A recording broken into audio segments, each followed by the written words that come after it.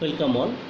Now we will see the digital pulse transfer function or digital transfer function, discrete transfer function, or you can say sample time or sampled transfer function. Okay, so mathematically we will see what is this.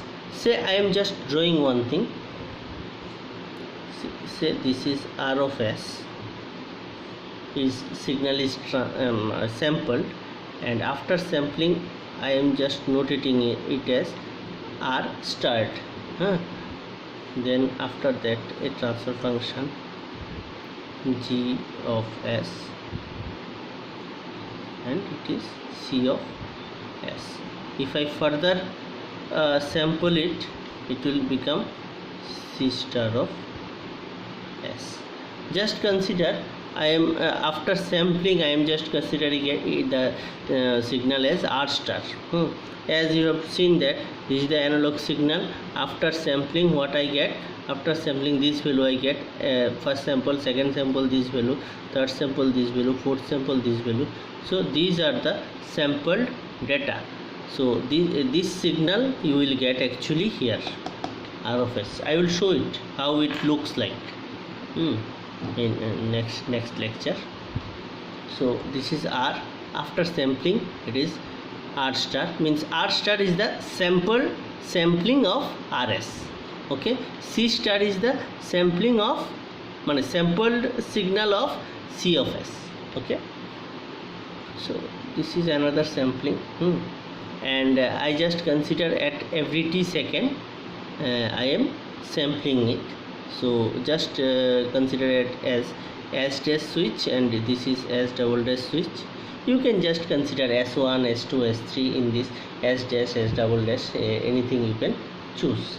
Now what is the sampled transfer function or pulse transfer function? This is G of Z. It is in the Z domain. I consider that you know the Z transform or Z transfer function.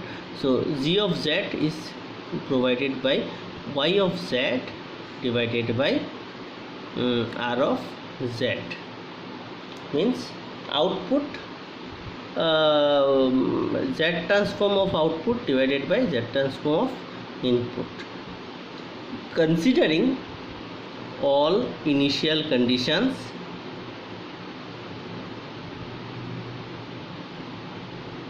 equal to 0. So you can write Z transform of output divided by Z transform of input.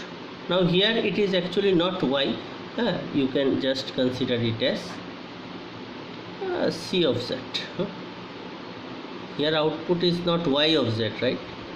Output is C of Z, so C of Z by R of Z. In this way you can consider. Okay, next we will see that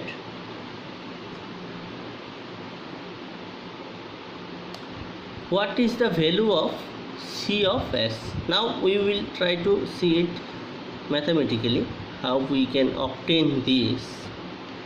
So C of S equal to G of S multiplied by R star of S. What is output? C of S. What is the input? R star of S. So C of S equal to this transfer function into R star of S. Now in the Z domain we will see how to represent it. Our main objective is to find the sampled output C star of S. What is our objective? We want the sampled output or pulse transfer function, so we are interested in this, not in this. So what to do? Say C star. Now we want to find out C star of S. C star of S equal to, what is C star of S? It is this value star, right? So what is this value? This is C of S. C of S star. So C of S equal to this one.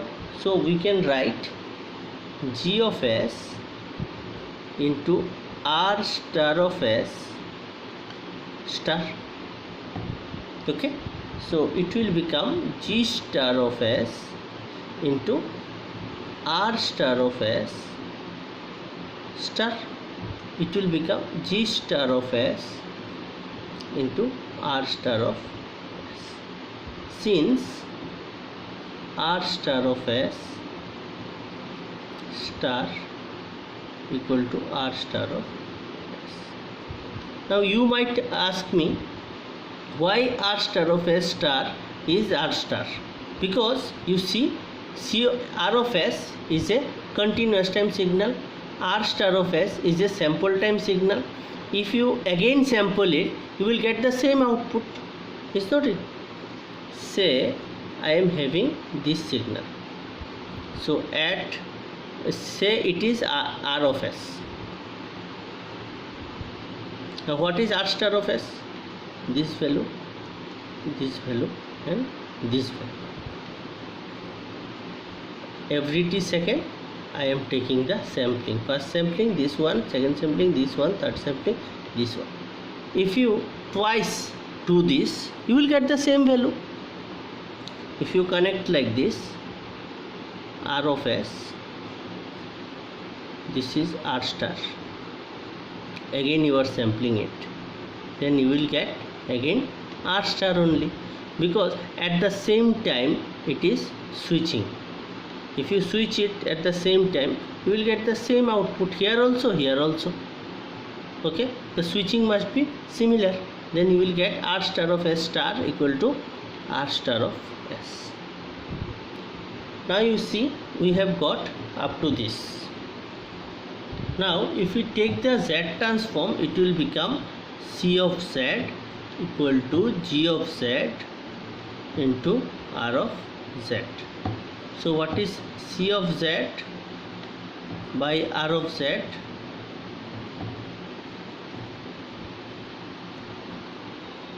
C of Z by R of Z, it is G of Z. Okay, now we can represent it like this: G of Z, C of Z into R of Z. So it is in the Z domain. How we have converted from this to this? We have just considered Z equal to e raised to st, and we have to put it in the equation.